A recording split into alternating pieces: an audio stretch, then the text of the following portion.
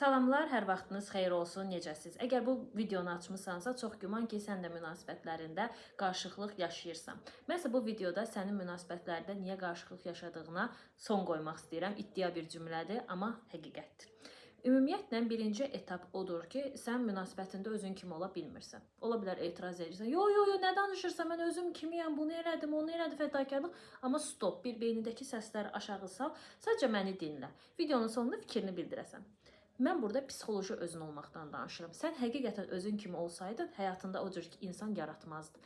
Yaratmısansa, hansısa travmatik sxemlərindən, hansısa şuuraltı sxemlərindən bilməyərək travmatik bir münasibət bağlamısan.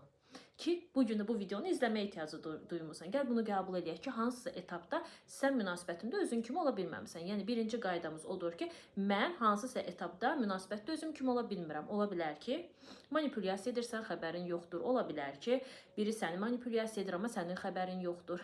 Birinci qaydamız budur ki, biz münasibətlərimizi qaydasına sala bilək. İkinci qaydamız nədən ibarətdir? İkinci ən əsas qaydamız ondan ibarətdir ki, sən həqiqətən mən münasibətsiz belə, təsəvvür edək ki, sənin münasibətini də, var dövlətini də, karyeranı da, hər bir şeyini əlindən aldın, valideynlərini də və s. də. Həqiqətən sən nə istəyirsən? O münasibət də yoxdur, o iş də yoxdur, o heç nə yoxdur, sən heç nəsisən. Yəni, Loride desən, lümlüt, həmən versiyada sən nə istəyirsən? Bax, mənə lazım olan hissə budur. Düşün, mən bunlarsız nə istəyirəm? İkinci etap budur. Mən bunlarsız nə istəyirəm? Sadəcə yaz. Başlama yenə ki, falan şeyə görə day var, iş var, o var. Stop, sakit. Xahiş edirəm ki, rahat beyinlə düşünəsən. Mənə həqiqətən nə lazımdır? Xəyal da olsa yaz, reallıq da olmasa yaz. Mən kiməm, mən nə istəyirəm? Üçüncü etapda mənim seçim şansım varsa və mən həqiqətən özümü tanıyıramsa, mən həqiqətən özüm kimiyəmsə və mən özümün nə istədiyini bilirəmsə, mən həqiqətən necə birini həyatıma seçərdim? Bu sualı ver. Başqasını dəyişdirmək istəyirsənsə, əzizim, no, biz başqasını dəyişə bilmərik. Acı da olsa bu videoda gerçəkləri deyirəm, üzürlüsə, amma biz başqasını dəyişə bilmərik. Sən yalnız özünü dəyişdiyin təqdirdə başqası sənə ya uyğunlaşacaq, ya səni tərk edəcək, ya da sən onu tərk edəcəksən. Üç variantdan biridir. Ya sən onu tərk edəsən, ya o səni tərk edəcək, ya da ki, uyğunlaşma baş verəcək. Uyğunlaşma yoxdursa dözmək var, fədakarlıq var, xilaskarlıq var, agresiya var, qusmaq var, düyün nöqtəsi var. Və ən əsası kimdənsə gözləmə ki, gəlib sənin həyatını xilas edəcək. Belə bir dünyada yoxdur. Ola bilər ki, bu danışdıqlarım sənə biraz toksik və yaxud da ki, qarışıq qala bilər. Mən istəyirəm ki, sən mənim digər YouTube üzərindən videolarıma baxasan və ödənişsiz videolarımı izləyəsən.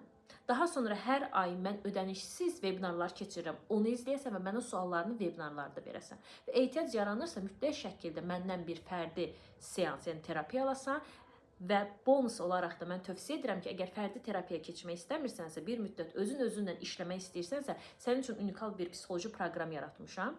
O proqram haqqında məndən detallı məlumat alasan. Təbii ki, mən linki YouTube kanalında rəy hissəsində qoyuram. Instagram üzərindən keçid edib mənə yazmağın kifayətdir. Deməli, 3 qaydanı ümumiləşdirsək, baxaq görək ki, həqiqətən mən özüm kimiyəmmi? Baxaq görək ki, həqiqətən mən nə istədiyimi bilirəmmi?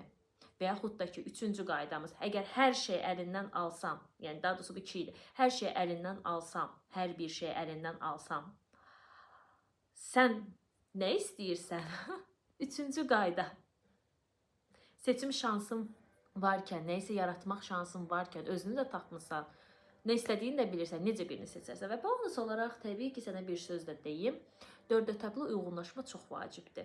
Emosional, intellektual, fiziksel və maddi uyğunlaşma olmadan hansı bir münasibəti yürütmək olmaz. Bunu da bonus olaraq atdım. Bu barədə də düşün, çalışma verirəm.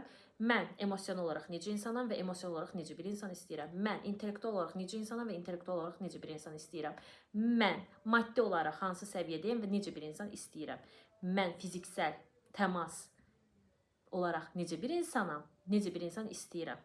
Və buradan bax gör ki, hansı etaplarda öz sərhədlərini pozmusan ki, bugün də çöl dünyanda baş verənlər sənə zombi kimi hücum eləyir. Bu barədə də düşünməyini istəyirəm. Sevgi ilə qal, növbəti videolarımda görüşənə qədər. Yorum etməyi, bəyənməyi və Instagram üzərindən takip almağı unutma. Sevgi ilə qal.